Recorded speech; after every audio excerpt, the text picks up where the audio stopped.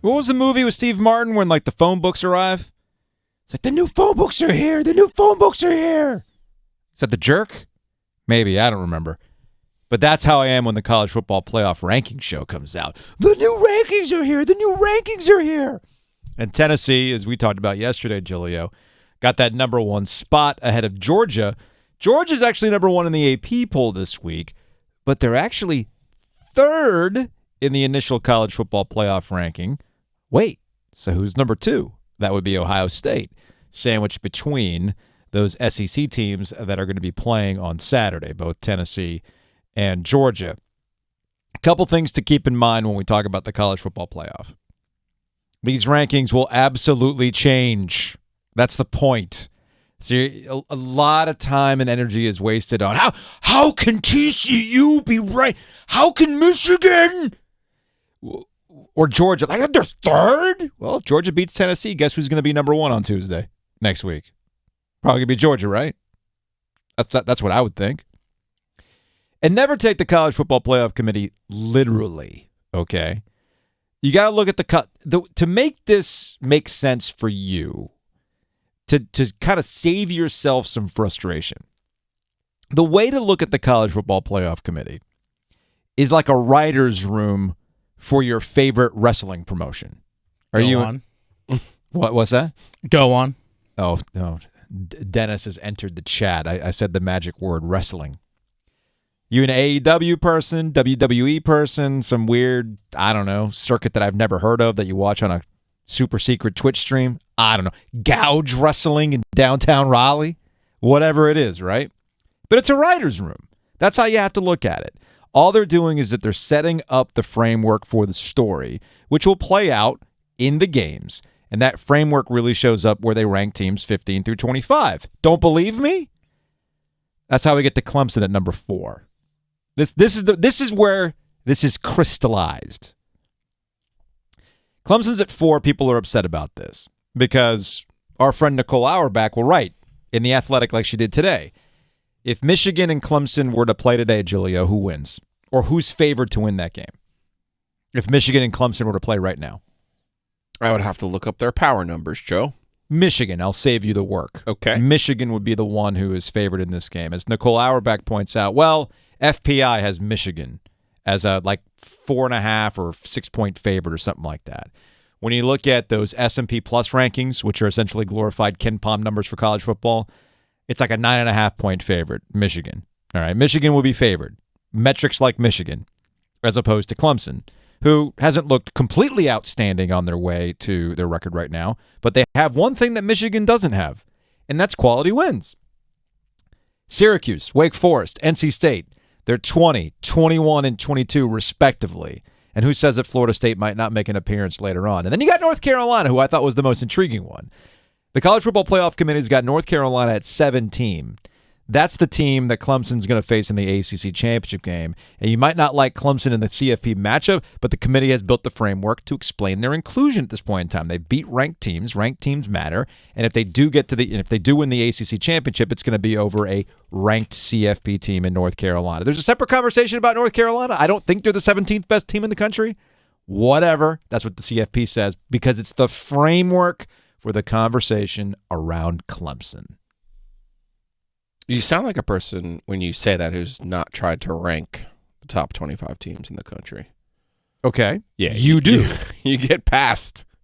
Look where they have LSU. I know. LSU at 10, which is the interesting 20.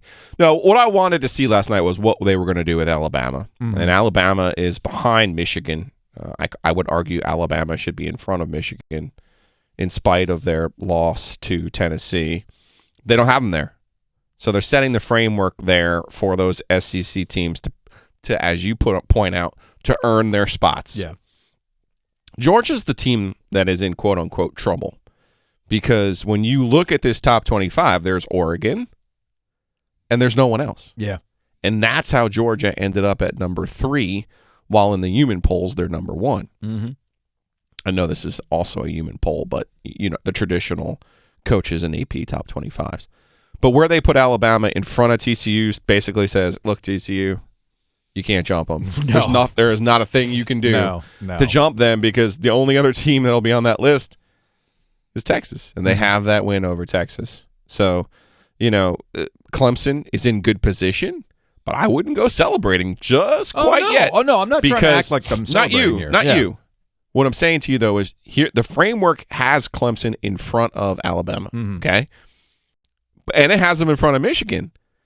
But what can Michigan do, right? They can beat a team in front of them. Right. And Clemson does not have that ability in the regular season. And also, as it's fair to point out, 17 Carolina, 20 Syracuse, 21 Wake, 22 State.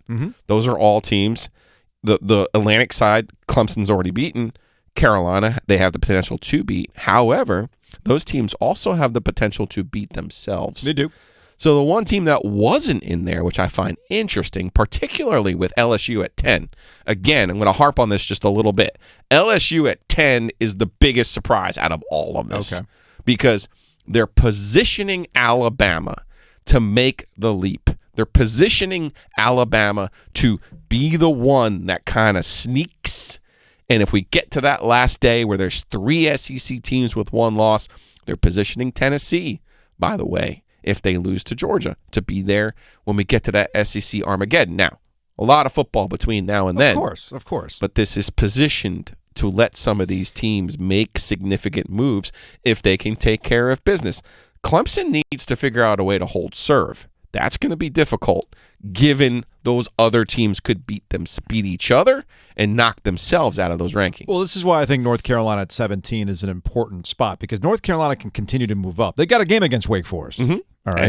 And State. Now, I think Wake Forest is going to stay ranked. NC State won't, because it's important to note that NC State does not have Devin Lear. I'd be surprised if NC State beats Wake Forest. I would be surprised if NC State beats North Carolina this upcoming season and the rest of the season.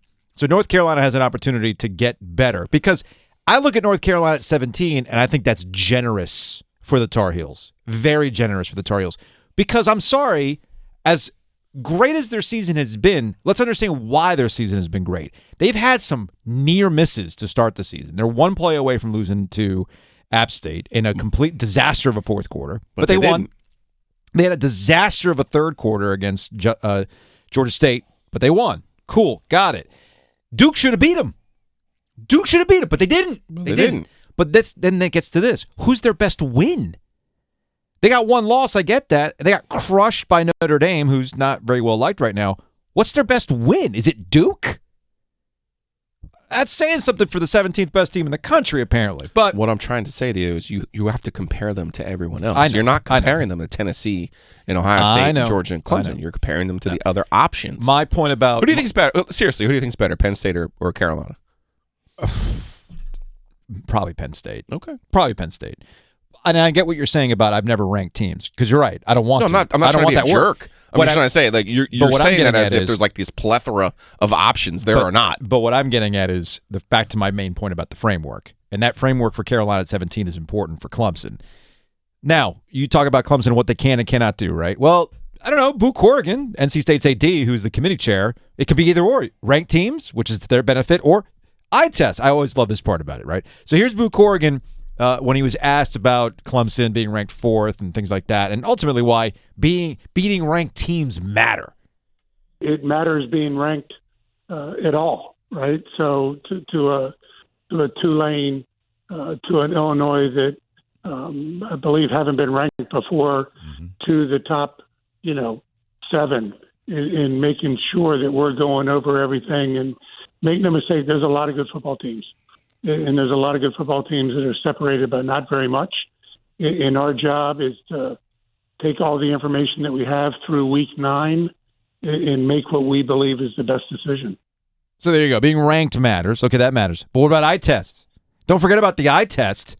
Here's Boo Corrigan on Ohio State and why they're number 2. Look at Ohio State last weekend in a tough battle with Penn State. And then they get 2 touchdowns in 20 seconds on both sides of the ball. And, Penn State goes up. Ohio State drives right back down the field, causes a turnover, recovers the fumble, and then goes in to score. At that point, I think that was something that was really in the minds of the committee members. So there you go. There's Boo Corrigan, NC State AD, committee chair, who lets you know beating ranked teams matters, but you can also look good doing it. That's important too. So Clemson, it's all good. Maybe the numbers don't look good for you down the line, but if you get style points, committee's going to like you.